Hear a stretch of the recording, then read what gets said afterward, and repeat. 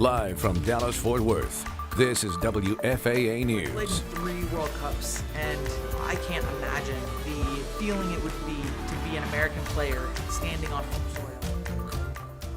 The U.S. bidding to host the premier event of the fastest growing sport in America.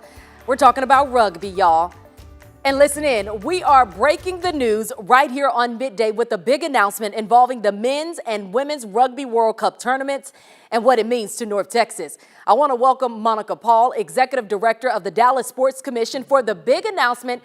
So Monica, the floor, the TV time, it is yours. What is happening?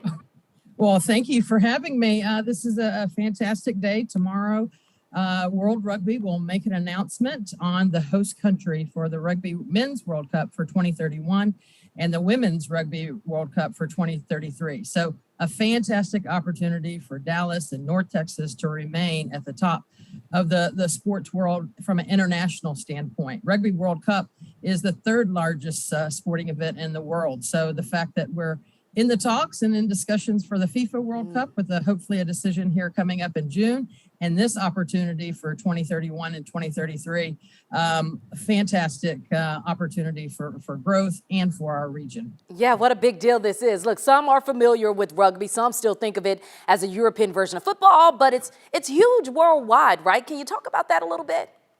Yes, over 400 million participating in rugby.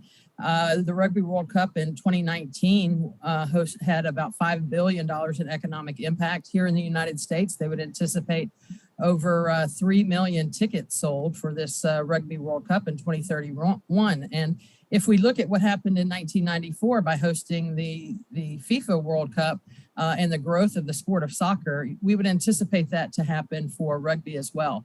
And layer on the development of Major League Rugby, as well as the Dallas Jackals that are here in Arlington. I think the sky is the limit for the sport of rugby.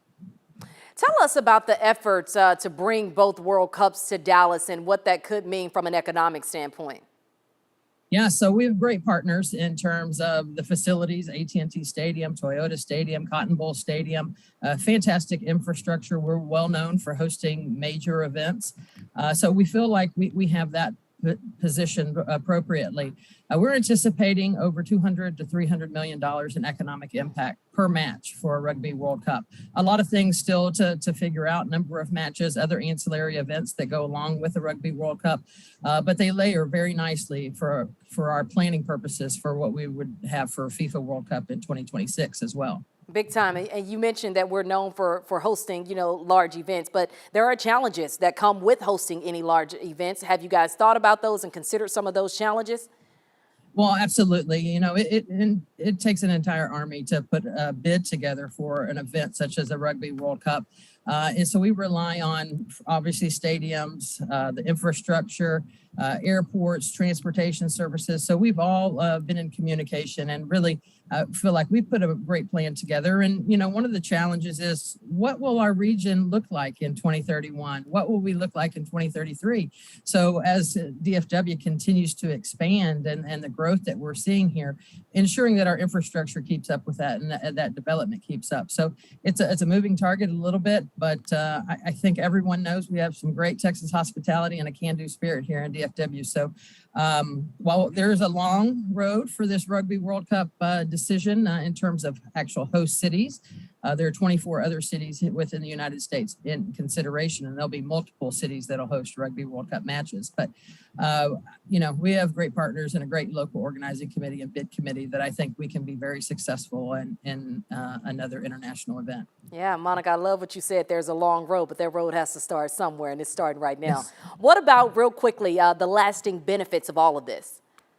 Well, yeah, absolutely. When you host a major event like this, the legacy itself, take into consideration 2033 Women's Rugby World Cup, to be able to provide those opportunities for women, not only to compete at that level here on home soil in the United States, but also those that maybe aspire to play rugby or any other sport for that matter, to be able to witness that, see that, experience that level of competition, I think is very important. And not only that, is providing those other experiences here locally for the youth.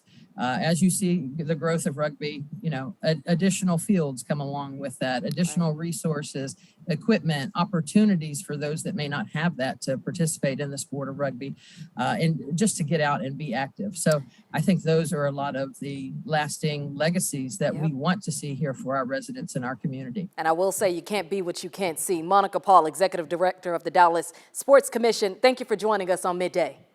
Thank you.